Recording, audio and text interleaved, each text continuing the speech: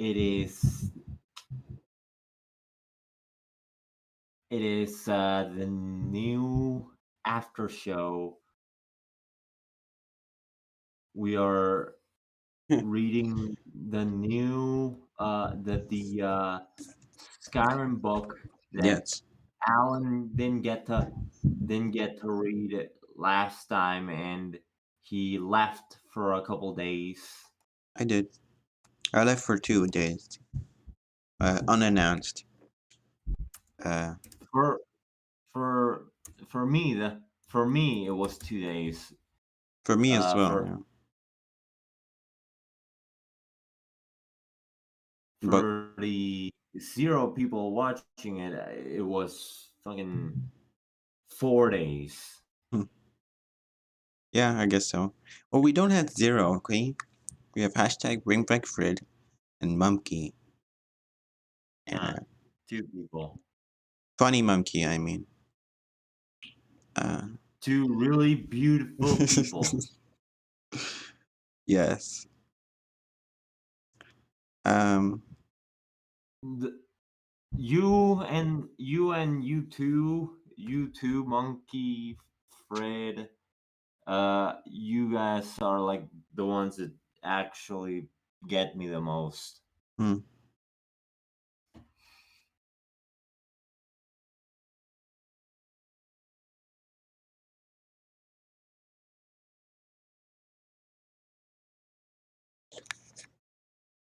okay.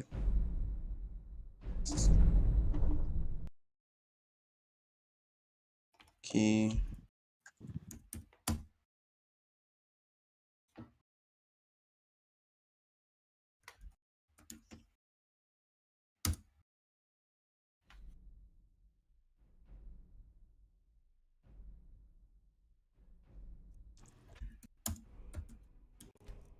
96. I'm looking something up on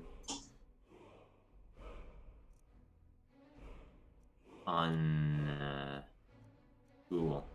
Okay.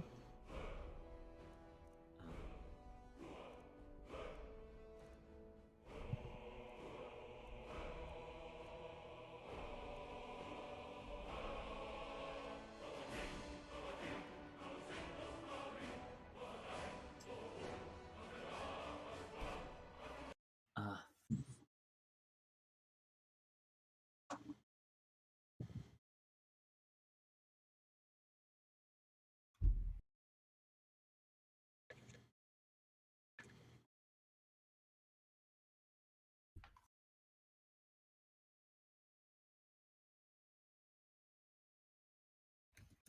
Hmm.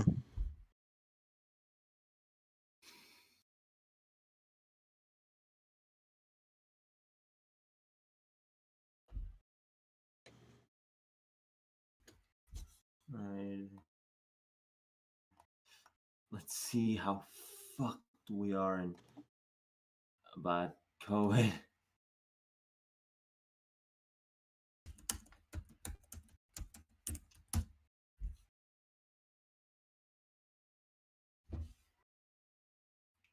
Hopefully, actually, thank God that the for once, thank God that I've that we kept the pandemic for a little bit.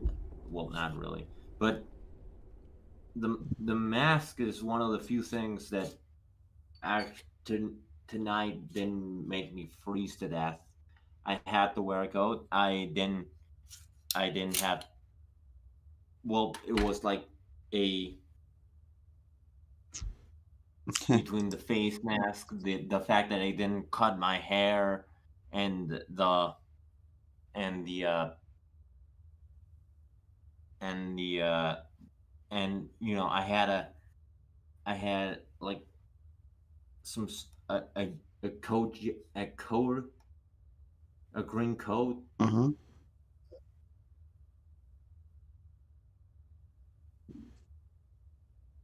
Funny, I funny monkeys in the chat. He said hi.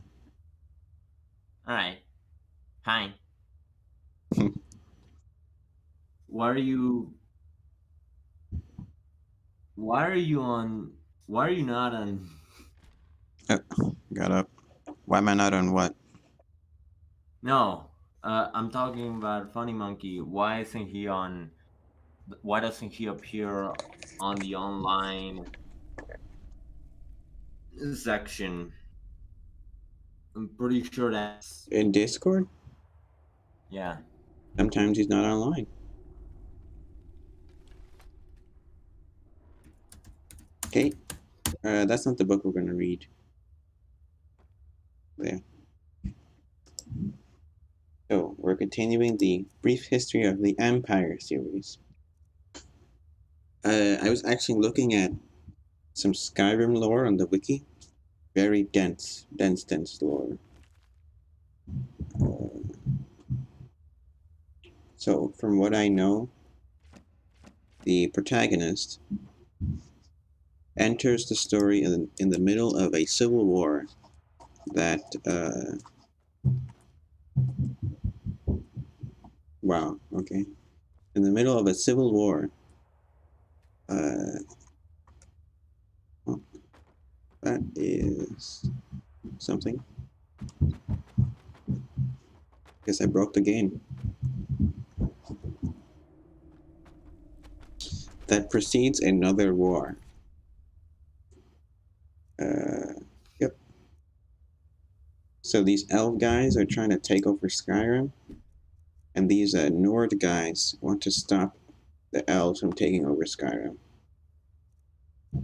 And the Stormcloak guys don't like the Imperials who are ruling Skyrim, and the Stormcloak guys want to kill the Imperial guys and make Skyrim independent from the elf people. And that's pretty much a very shorthand version of the story.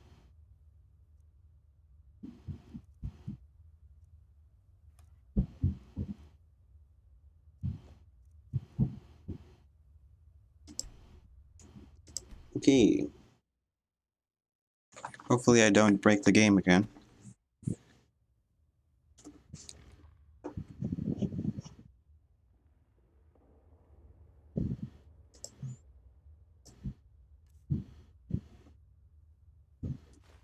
I'm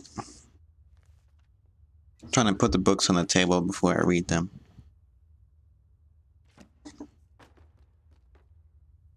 Okay. So they're under me. Broke the game again, apparently.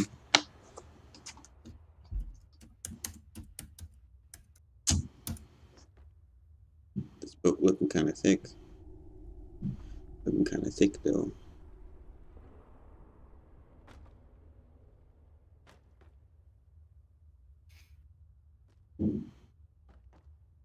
What? The book just disappeared.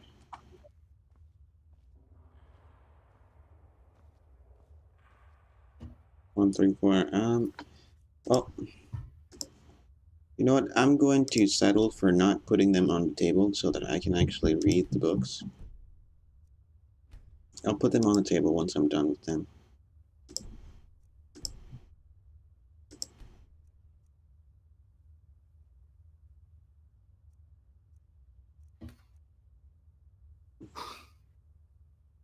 Also, please know that I have trouble reading the chat while I'm playing Skyrim. Did you come across any funny memes while I was gone, Project? Hold up. Gonna try to gonna try to Look at what happens when I try to hold it. holy shit. I I I wanted to have it mute so it didn't like the first thing on the chat is what's up, Alan Show Nation. Yeah, there's our boy. There's our guy. What is up, Alan Show Nation?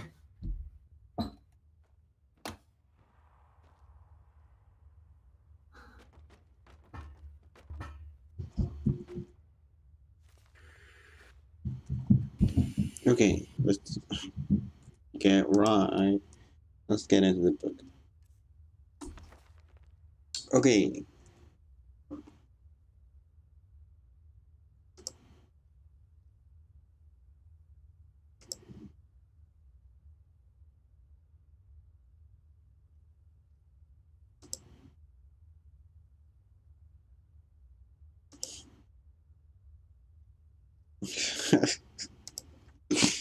Okay. Uh, thanks for the meme. Hashtag bring back food. Uh, Here, why don't I put that on the stream before I get started?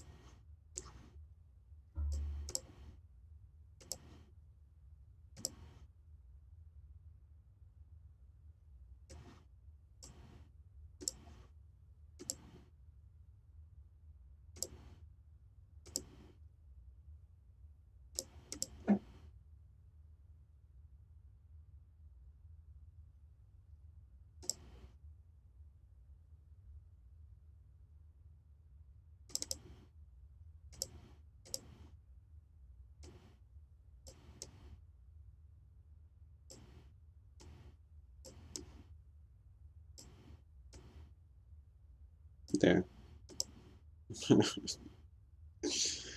Okay. Um. All right.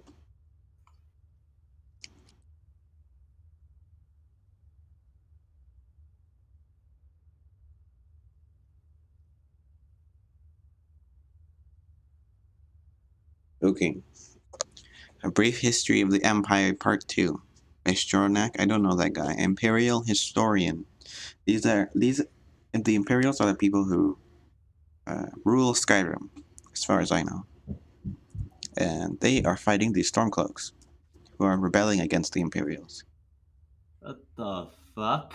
I Va- I, I thought Demolition Man was had Arnold Schwarzenegger. Uh, so it actually stars Sylvester Stallone. hmm, Sylvester, like the cat.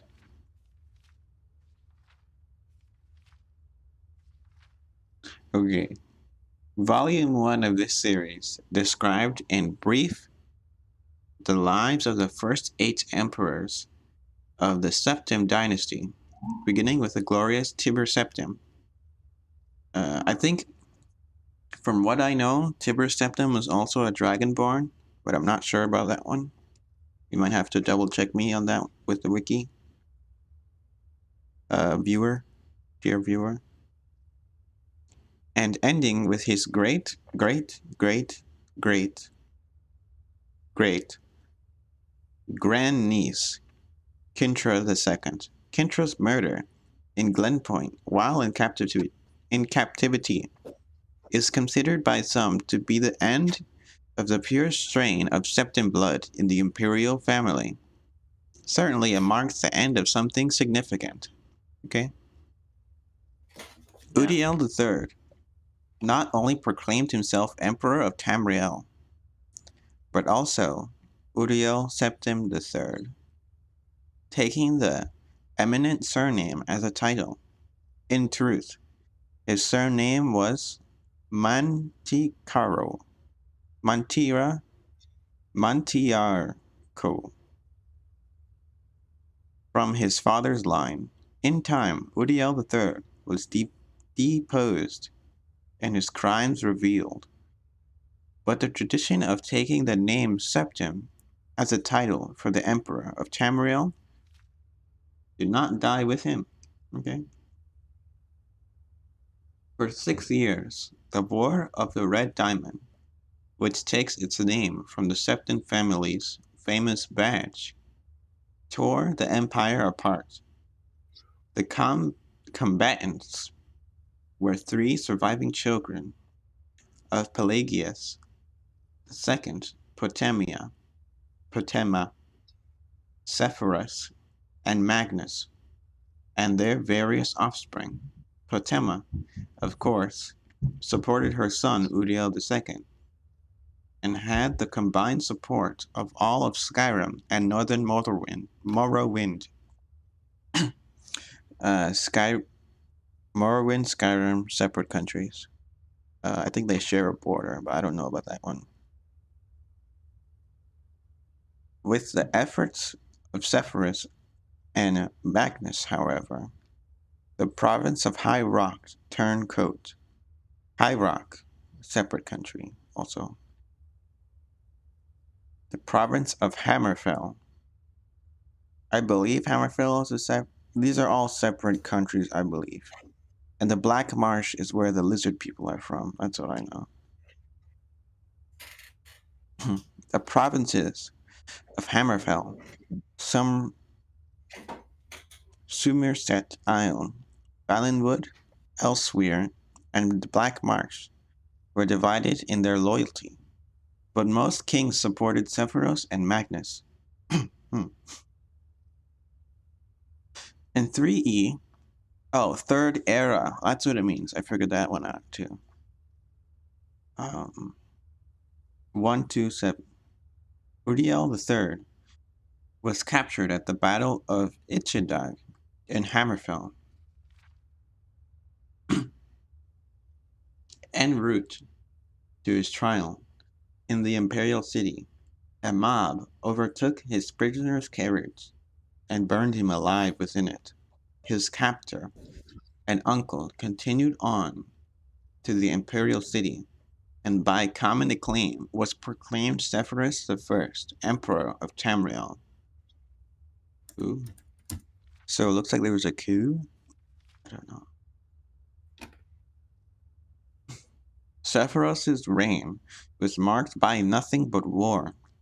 By all accounts, he was a kind and intelligent man, but what Tamriel needed was a great warrior, and he, fortunately, was that. It took an additional 10 years of constant warfare for him to defeat his sister Potema, the so-called Wolf Queen of Solitude, who died in the siege of her city-state in the year 137. Sepphoros survived his sister by only 3 years. He never had time during the war years, to marry. So it was his brother, the fourth child of Pelagius II, who assumed the throne. The Emperor Magnus was already elderly when he took up the imperial diadem, and the business of punishing the traitorous kings of the War of the Red Diamond drained much of their remaining strength. Legend accuses Magnus's son and heir Pelagius III of patricide, killing your father. That's what it means. Hey, Project, What? uh, can you let me know if anybody's in the YouTube chat typing? Because I What? can't. All two of them? All Huh? two of you? Funny Monkey, Mm-hmm. bring back Fred. Okay. Because I can't look at I, anything. I I'm just gonna plow through the books. I think that's my plan. and I and I don't know what the fuck you were saying. You can't hear me? No, I can hear you, but I, the words just don't. Hmm. I said I'm just gonna plow through the books. That's what I said. Should I get a glass of water? I think that's what I should do. Okay. I'll be back.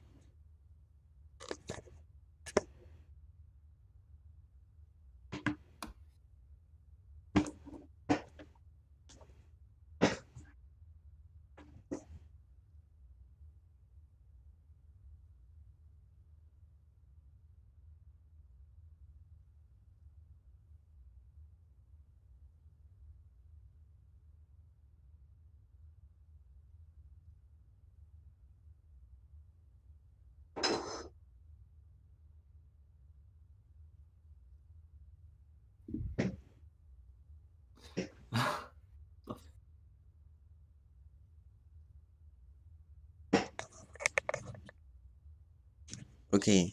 Do I sound a bit better now? No, it's not the sound. It's the fact of what you said about, after the whole matricide thing, uh, didn't register as a coherent sentence, at least to me. That could be me, but I Okay. didn't find any coherence on what you said. Okay. So it's my part then.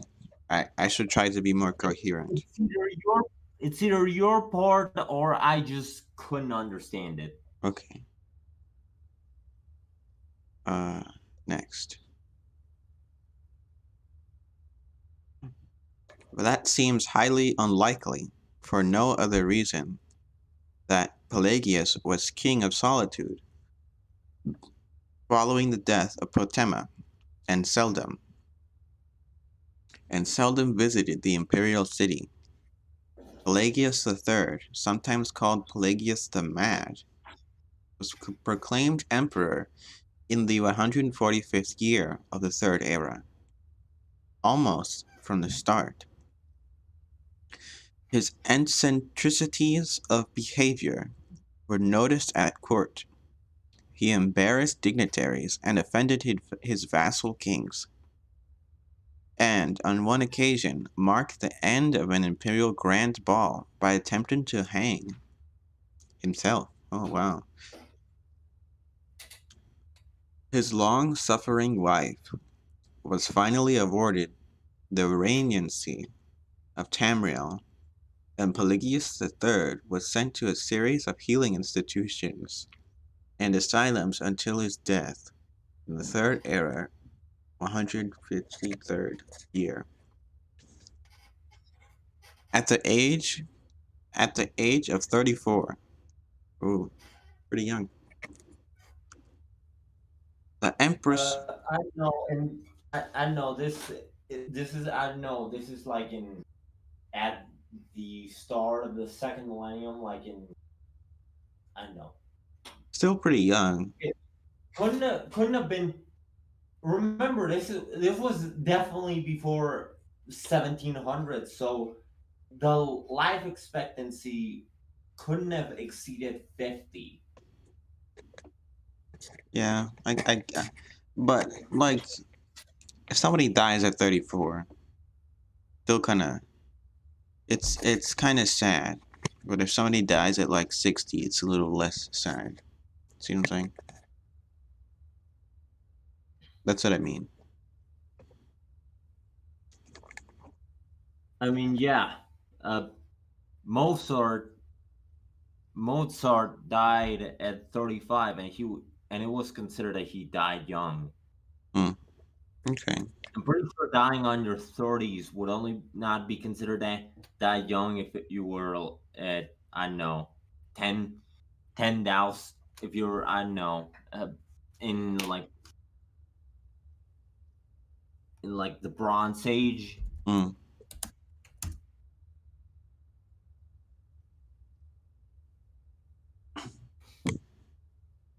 The Empress Regent of Tamriel was proclaimed Empress Katara, Kataria the First upon the death of her husband. Some who did not mark the end of the Septim bloodline with the death of Katrina II consider the ascendancy of this dark elf woman the true mark of its decline. Her defenders, on the other hand, assert that Kataria was not descended from Tiber. This Actually, the Bronze Age, you would probably have died at 30. okay, due to disease and tigers and wolves and whatnot. I don't know. Betrayal, lack of laws. uh, Moving on. Moving on.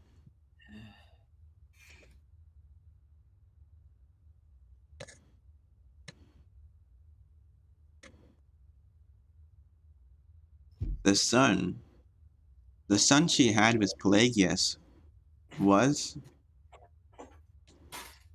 so the imperial chain did continue.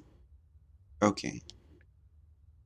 Despite racist assertions to the country, Kateria's 46-year reign was one of the most celebrated in Tamriel's history. Uncomfortable in the imperial city, Kateria traveled extensively throughout the empire, such as no emperor had ever since Tiber's day. She repaired much of the damage that previous emperors' broken alliances and bungled diplomacy created. You could do a lot in 64 years, 46 years. You can do a lot in 46 years. Um, the people of Tamriel came to love their empress far more than the nobility did. Nobility kind of racist in Skyrim. I don't know about that one. Anyways, Kataria's death in a minor skirmish in Black Marsh is a favorite subject of conspiracy-minded historians. The sage Montelius, Montelius's discovery, for instance, of a disenfranchised branch of the Septim family and their involvement with the skirmish was a revelation indeed.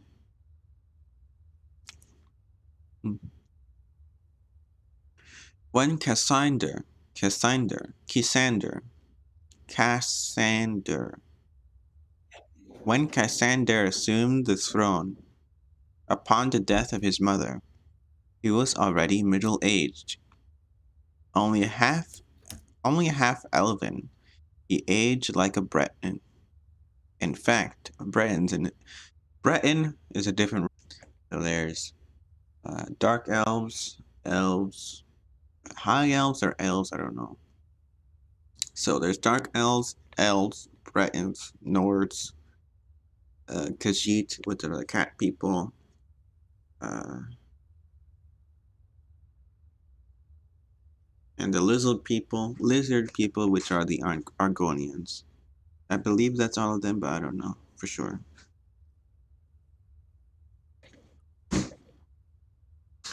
Bretons and Nords are just basically human-looking people, and you can assume the rest. In fact, he had left the rule of Wayrest to his half-brother. Hold on a second, guys.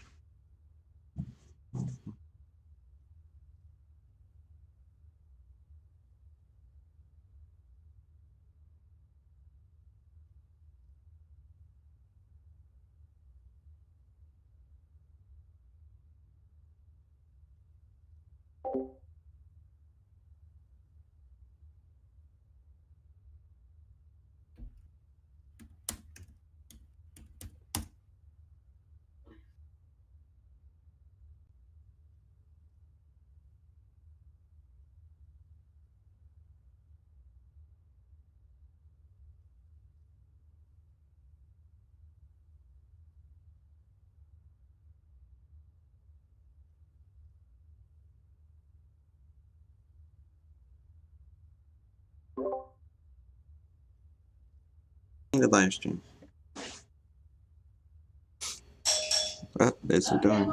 Monkey left. Sad face.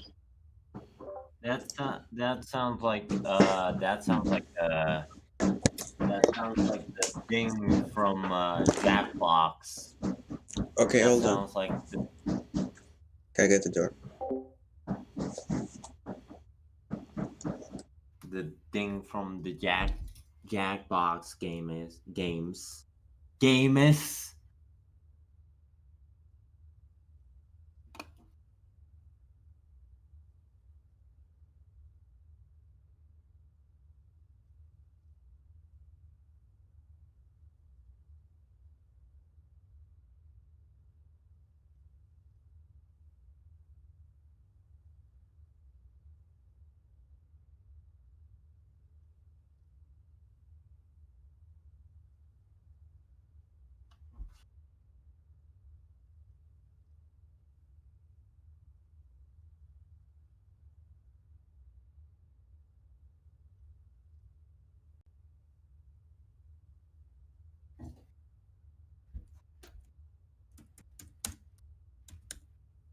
is gonna take like half an hour.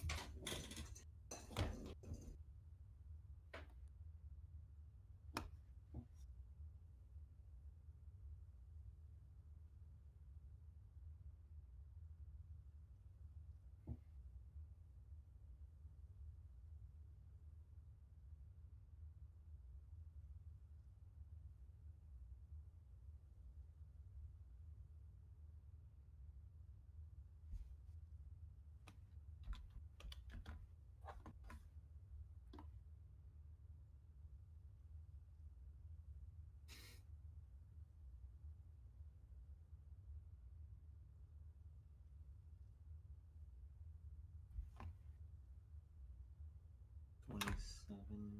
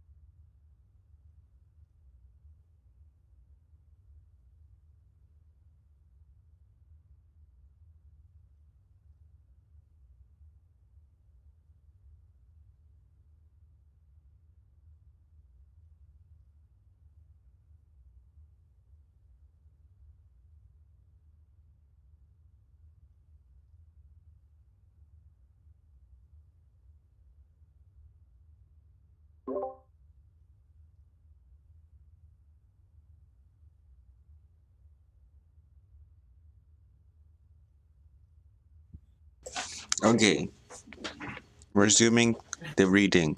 Gay? What? No. It sounded it sounded like you're gay, dude. It sounded like when it came here, it sounded like you're gay. When it came through the speaker, That's what it sounded like I said, or is that what I sound like? is that how it sounded? Okay. That's how it sounded. Okay then. I guess I can't argue with that. I guess I am. Oh no. Are you really though? Are you just saying that because I don't think so. no.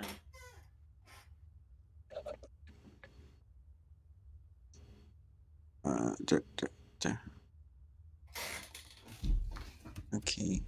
Where was I? He aged like only half Breton. He ate only half Elven. He aged like a Breton. In fact, he had left the rule of Wayrest to his half brother, Uriel, due to poor health. Nevertheless, as the only true blood relation of Pelagius, and thus Tiber,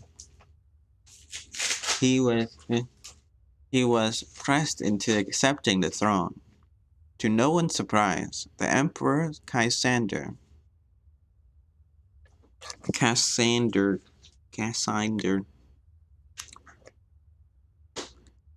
Cassander's reign did not last long.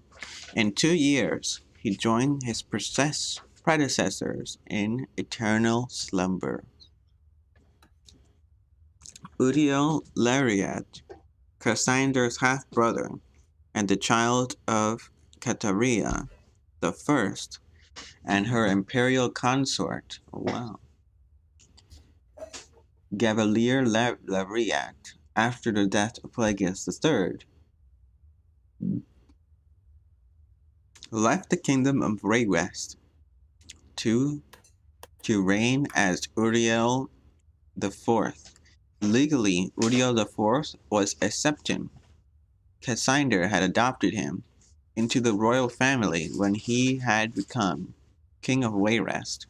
Nevertheless, the council and the people of Tamriel, to the council and the people of Tamriel, he was a bastard child of Cataria. Uriel did not possess the dynamism of his mother, and his long 43-year reign was a hotbed of sedition. Uriel the Fourth's story is told in the third volume of this series.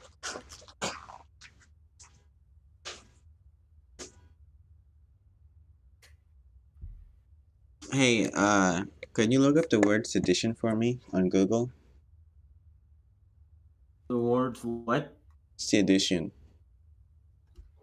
SIDITO SED. SED. CIDITION.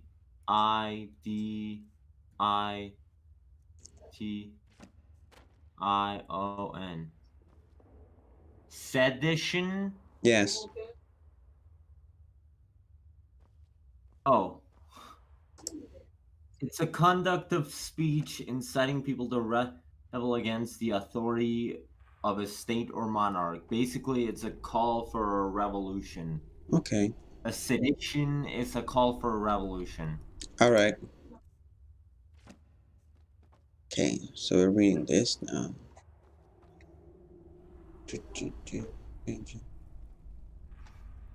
Brief History of the Empire, Part 3. Then we're going to read Part 4. Where'd it go?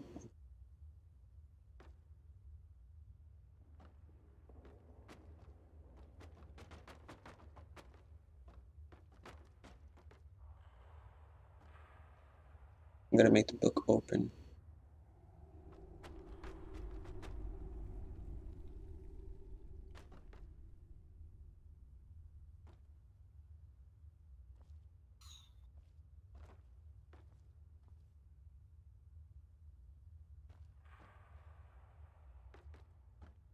Reading a book in a cave. Whoever thought I'd be here reading a book in a cave?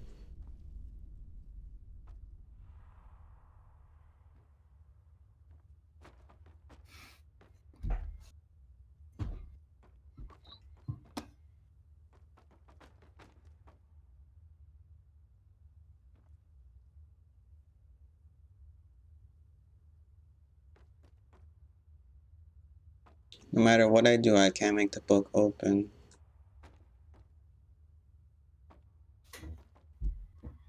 Oh, there it is. I opened the book. Okay. Oh, I guess I closed the book.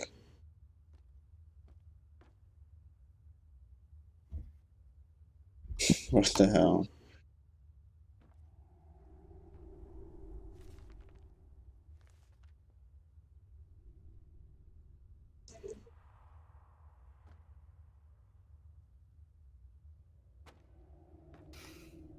Okay, I'm giving up on that.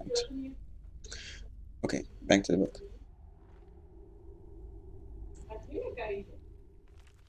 Uriel the Fourth. Brief History of the Empire, Part 3.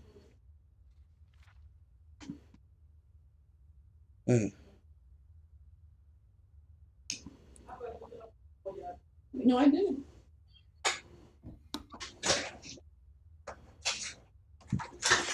The first volume of this series told in brief the story of the succession of the first 8 emperors. Okay. Just resuming what we did before. First 8 emperors, the Septim dynasty, from Tibur I to Katerina, Kintyra II. The second volume described the War of the Red Diamond and the 6 emperors that followed its aftermath. From Uriel III to Cassander I. At the end of that volume, it was described at how the Emperor Cassander's half-brother Uriel IV assumed the throne of the Empire of Tamriel. It was recalled that Uriel IV was not a septim by birth. His mother, though she reigned as empress for many years, was a dark elf married to a true septim emperor, Pelagius III. Uriel's father was actually Katerina's first consort after Pelagius's death, a Breton nobleman.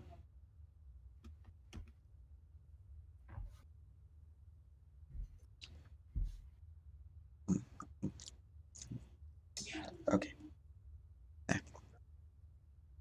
A Breton nobleman. Name? Galvier.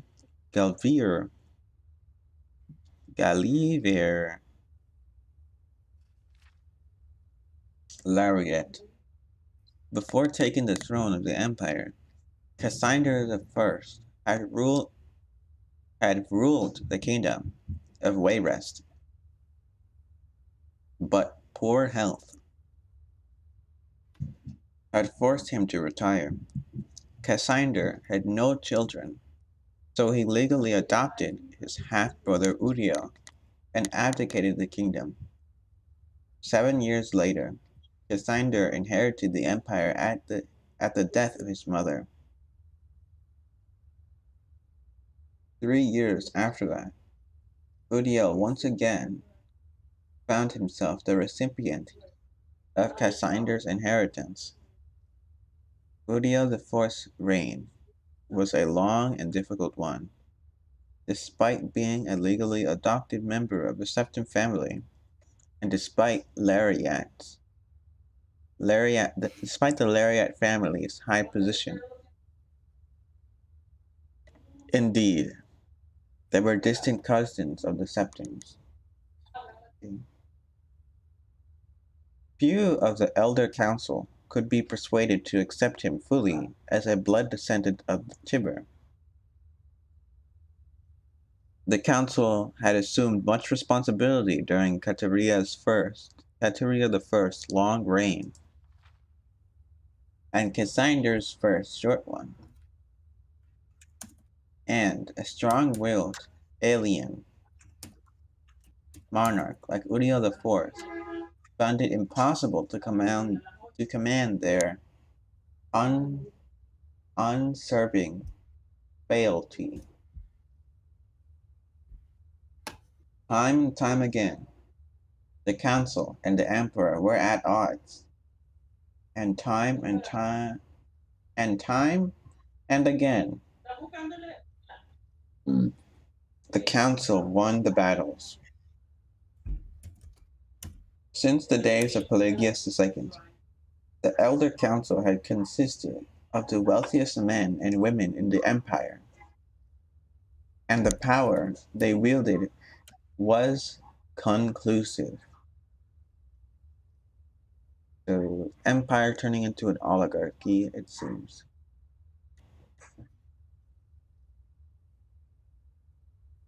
I'm gonna get some water. All right.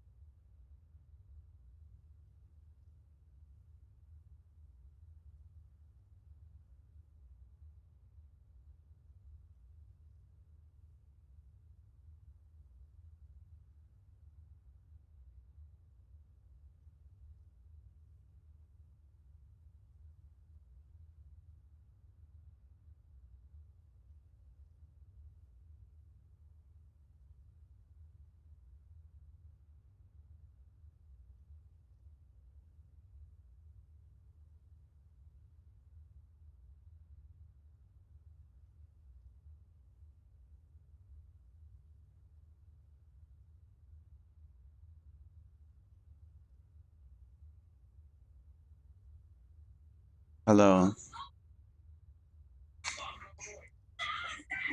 Oh, wow.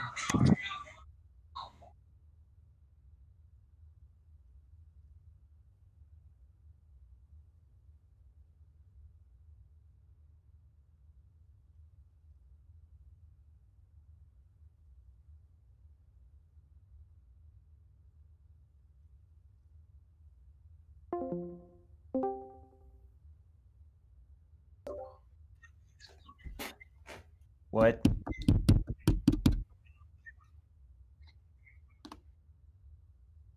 Huh?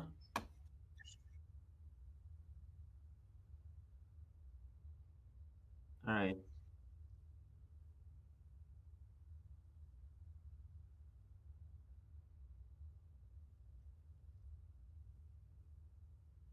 Hey, okay.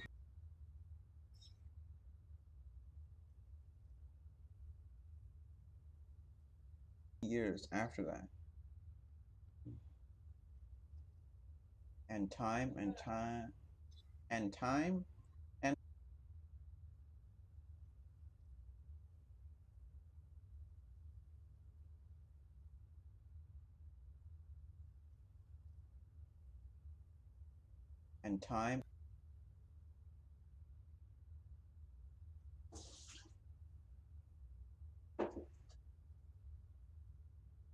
Can you imagine that fucking $4 million is considered a small production in film?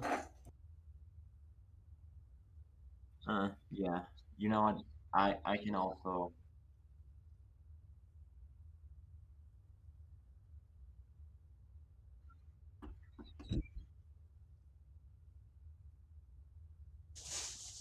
Exclusive. So empire turning into an oligarchy, it seems.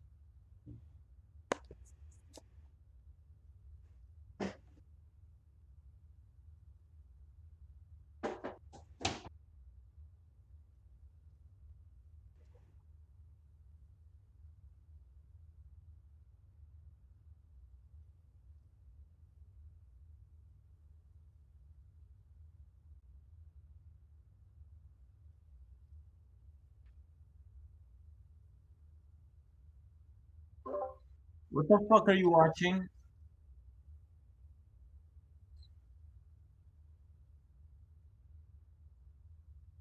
Uh,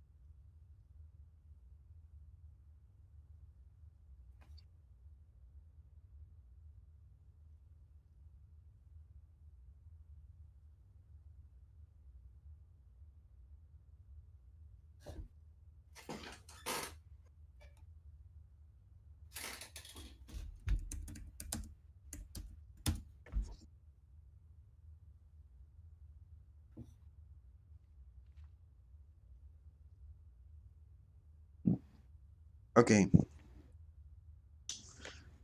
Um.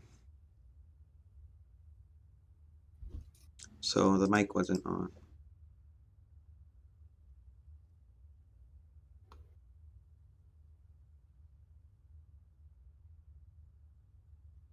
Because I know exactly the one. Mom. Oh fuck! I just gave away one of the a part of the joke I was thinking of. Hold up, hold up! I gotta go somewhere.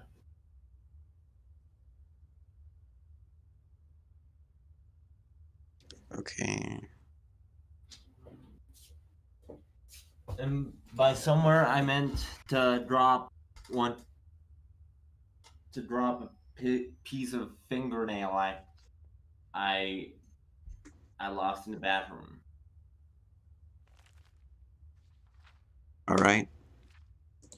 Okay. So resuming the reading while Project gets his fingernail. I already did. Okay. It's Okay. just I don't Okay. think you got it. It's just that I chewed away a little bit of fingernail, and Mm-hmm. I decided to drop it off at the toilet. Oh. Hello. Oh, hold on a second. Oh wow.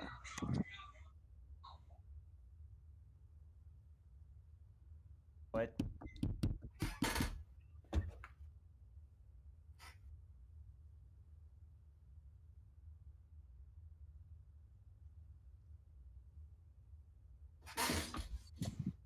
Okay.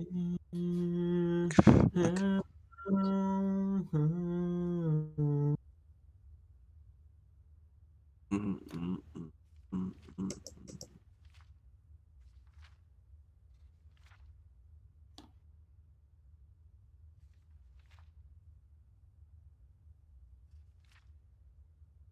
Okay, here's where I left off. The council's last victory over Uriel IV was posthumous. Andarak, Uriel IV's son, was disinherited by vote of council, and a cousin, more closely related to the original septim line, was proclaimed Sepphoris II in Third Era year 247.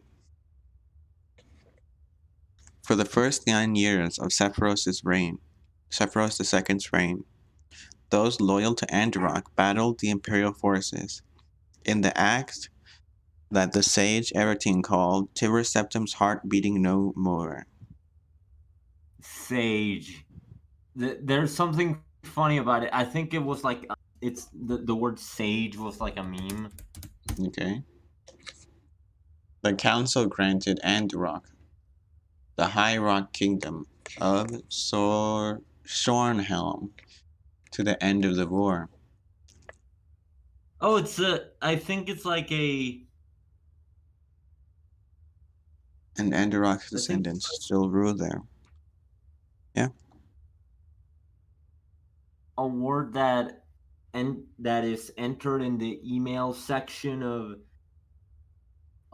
any of the Chan image boards and some. Okay then.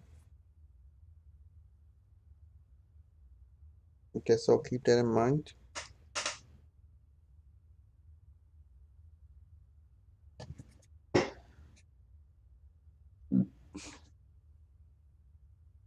By and large, Sepphoris II had foes that demanded more of his attention than Andarok.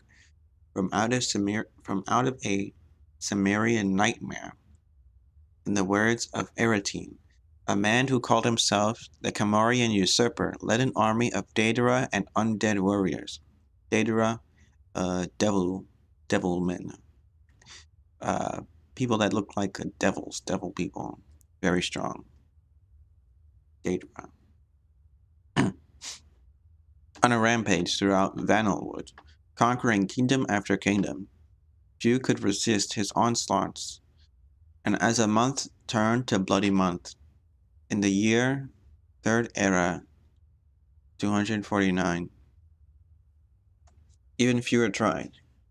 Severus II sent more and more mercenaries into Hammerfell to stop the usurper's Northwind march, but they were bribed or slaughtered and raised as undead. The story of the Camorian usurper deserves its own book, deserves a book of its own. And then it recommends us to find a book in Skyrim.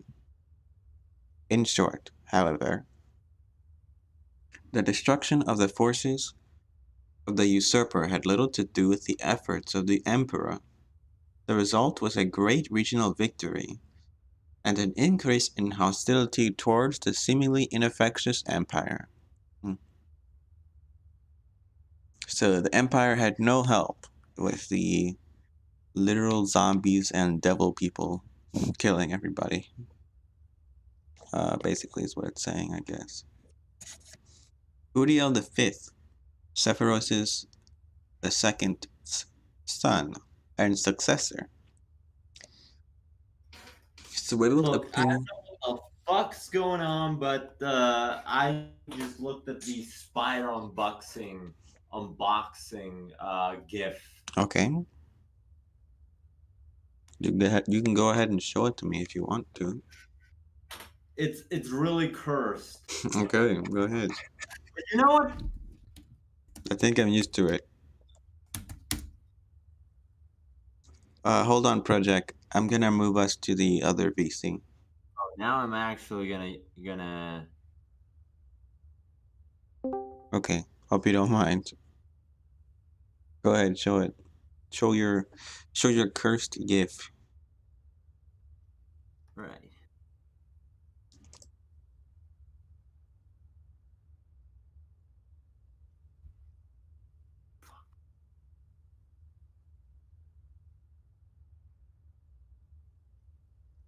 I think it's.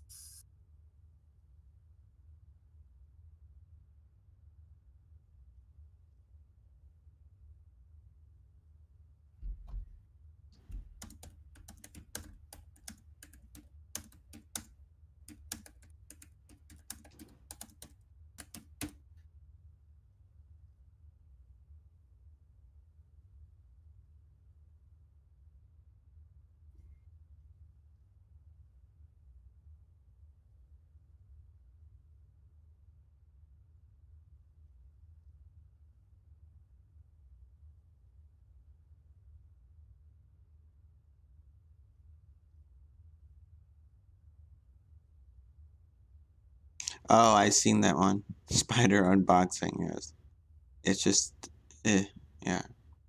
Lots of spiders in one tiny egg. Yeah.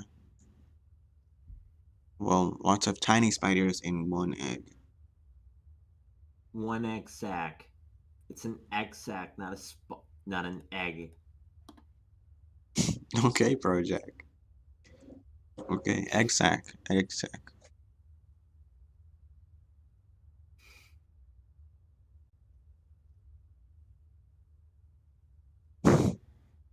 Okay, moving on. Moving on.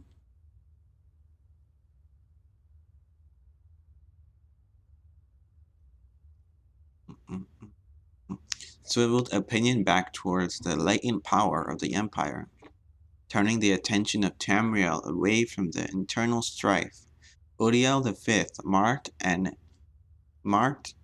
embarked on a series of invasions, beginning almost the moment he took the throne in Third Era, year 268. Uriel V conquered Roscrea in year 271, Cathanoque in year 276, 5 years later. Vicinla, okay, I think I'm slowly giving up on the names at this point. In year 279, 3 years later. And Esroniet in year 284, 5 years later. In Third Era 288, he embarked on his most ambitious enterprise, the invasion of the continent kingdom of Akavir. This ultimately proved a failure, for 2 years later, Udio V was killed in Akavir on the battlefield of Ionis. Ionis. Nevertheless, Udio V holds a reputation second only to Tibet as one of the two great warrior emperors of Tamriel. The last four emperors, beginning with Uriel V's infant son, are described in the fourth and final volume of this series. I hope you guys got all that. Looks like you guys did. What? I just finished reading the third book. I think it was kind of. I think from what I understood, it was kind of cool. I didn't pay that much attention, but from what I heard, from what I did pay attention, it was cool. Okay. Okay. Well, now I'm on to the last and final book. I'm gonna take a minor break. Minor break from reading. Then I'm gonna finish the book.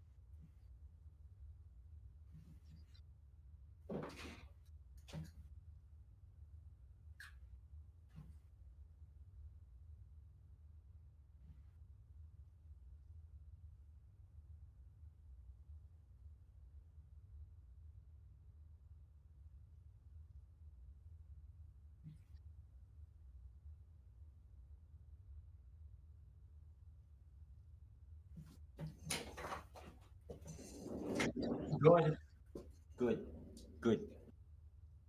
Not the best, but good.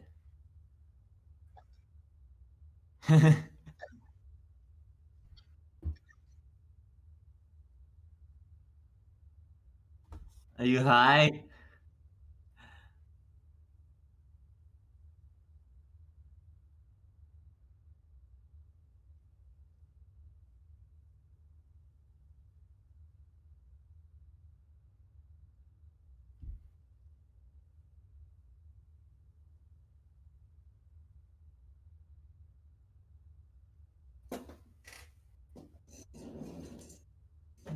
You know, when I look at that spider unboxing gif, it doesn't really affect me as much after multiple repeats.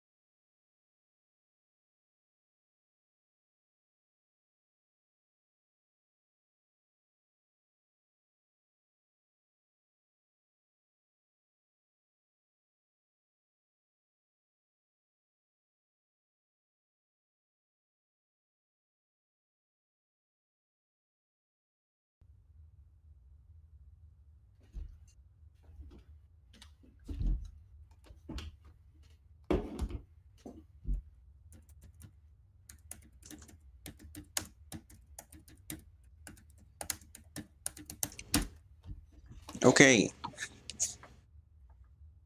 the first book of the series. This is the fourth and final book in the installment. The first book. Okay, let me just check if everything's okay. The first book. Okay.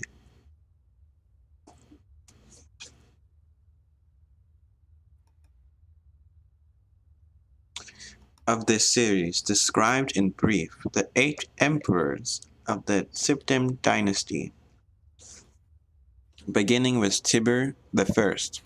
The second volume described the War of the Red Diamond and the six emperors who followed. The third volume described the troubles of the next three emperors: the frustrated Udiel IV, the ineffectual Sepphoris II, and the heroic Udiel V. On Udiel V's death, across the sea in distant, hostile Avakir, Udiel V was just was but 5 years old. In fact, Udiel V was born shortly before his father left for Avakir. Udiel V's only other progeny. Fists. What? The fists. Is that what I'm saying? The fist? Yeah. Okay.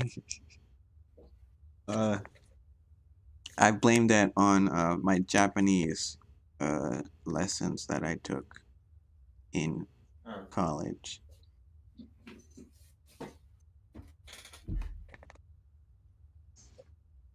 Uriel the fifth. Fifth. Well, it's because there's an apostrophe s afterwards, so I don't want to say Uriel the fifth. Fifth. Fifth. I say fifth.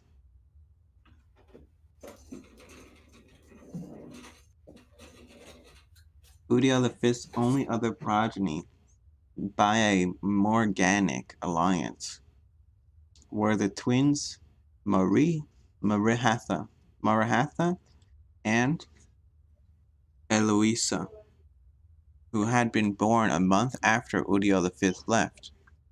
Udiel VI was crowned in the year.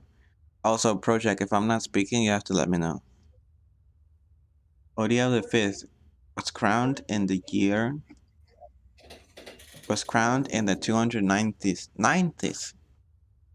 Was crowned in the 290th year. 90th. The 290th year of the Third Era. The imperial consort, Thonica. Thonica sounds like as the boy's mother was given a restricted regency until Uriel VI reached his majority. Okay. The Elder Council retained the real power, as they had ever since the days of Kataria I.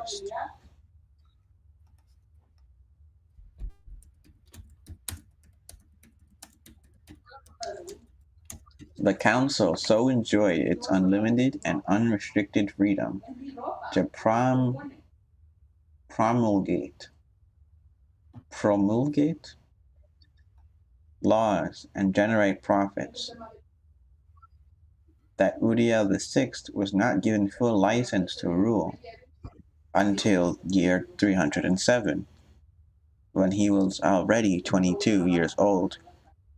He had been slowly assuming positions of responsibility for years, but both the council and his mother, who enjoyed even her limited regnancy, were loath to hand over the reins. By the time he came to the throne, the mechanisms of government gave him little power, except for that of the imperial veto. This power, however, he regularly and vigorously exercised. By year 313, Udiel VI could boast boast with conviction that he truly did rule Tamriel. He utilized defunct spy networks and guard units to bully and coerce the difficult members of the Elder Council. His half-sister, Marie Hatha, was, not surprisingly, his staunchest ally, especially after her marriage to Baron Ulfe Gersen of Winterhold brought her considerable wealth and influence. As the sage Ugarij said, Udiel V conquered Esrionet, but Udiel VI conquered the Elder Council. Mm.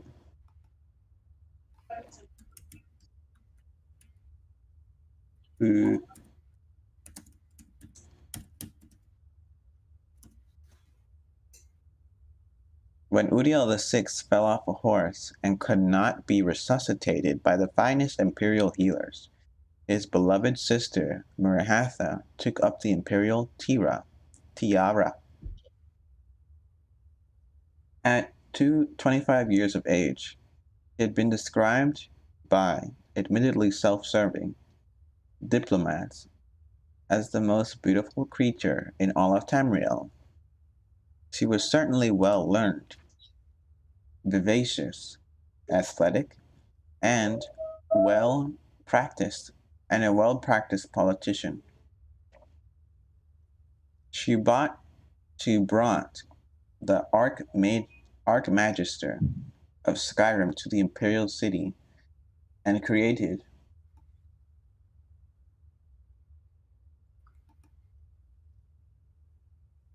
okay, and created the second Imperial Battle Mage since the days of Tibur Septim.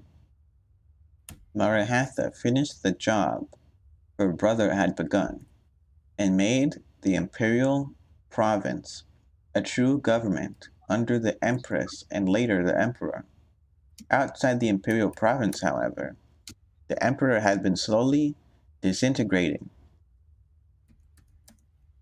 Open revolutions and civil wars had raged unchallenged since the days of her grandfather, Sepphoris II. Careful coordinating her counterattacks. Carefully coordinating her counterattacks. Marahatha slowly claimed back her rebellious vassals, always avoiding overextending herself. Though Morihatha's military companions were remarkably successful, her deliberate pace often frustrated the council. One councilman, an Argonian, that's a lizard person, by the way,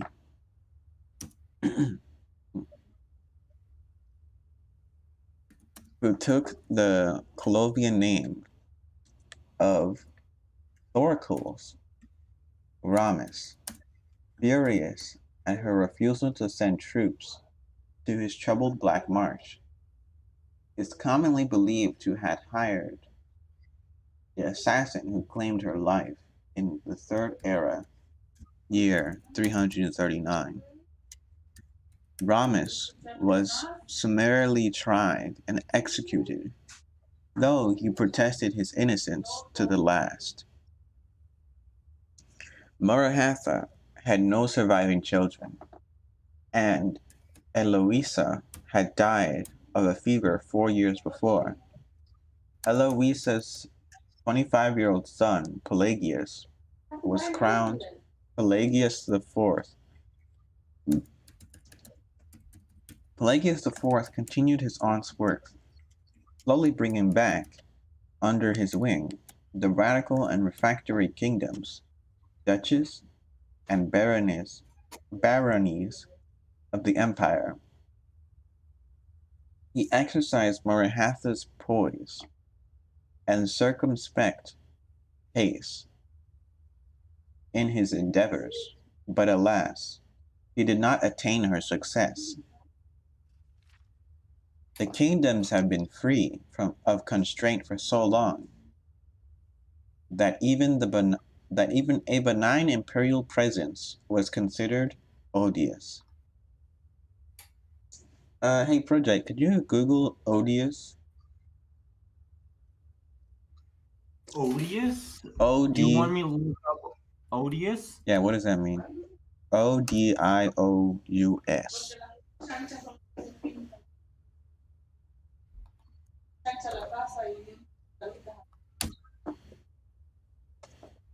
Hmm. It Never means yeah. unpleasant. It means unpleasant. Okay. Kind of like kind of like how I'm surprised you don't see me. Ass. No, no. I could never say that. I could never say that about you, Project. All right. Nevertheless, when Pelagius died after a notably stable and prosperous 29-year reign, Tamriel was closer to unity than it had been since the days of Uriel I. Our current emperor, his awesome and terrible majesty, Uriel Septim VII, son of Pelagius IV, had the diligence of his great aunt Morihatha, the political skill of his great uncle Uriel VI, and the military prowess of his great grand uncle Uriel V. For 21 years, he reigned and brought justice and order to Tamriel. In the oh, hey, you know what? I just remembered. Odious. Odious is similar to a word in Spanish. Yeah, Oder. because it's that word. Because it's exactly that word translated in Spanish. Yeah, Odious means odioso. yeah. Odioso means odious. Oh, yeah. There you go. I guess we all learned a little bit of Latin there.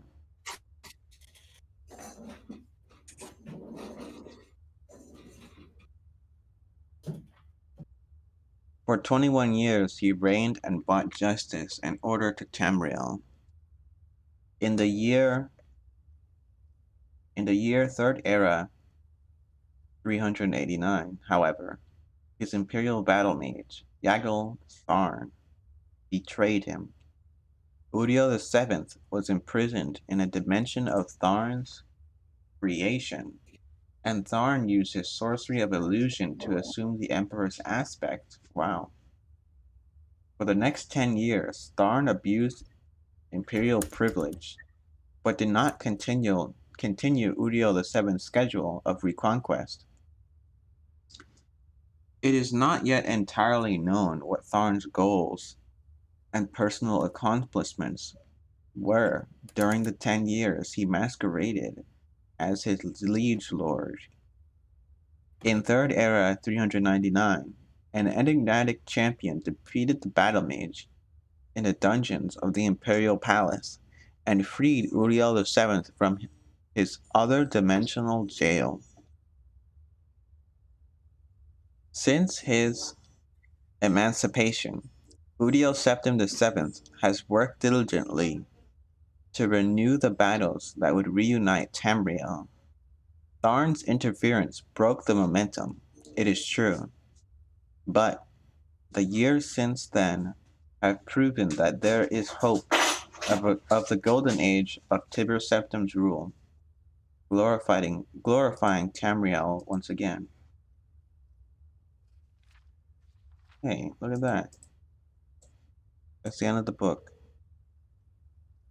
So, so this man's personal mage sends him to a dimensional prison and takes over his life. Literally. Literally. Literally. Literally. Literally. Literally, literally. Literally, because it's in a book. It's literary. Huh? Literary.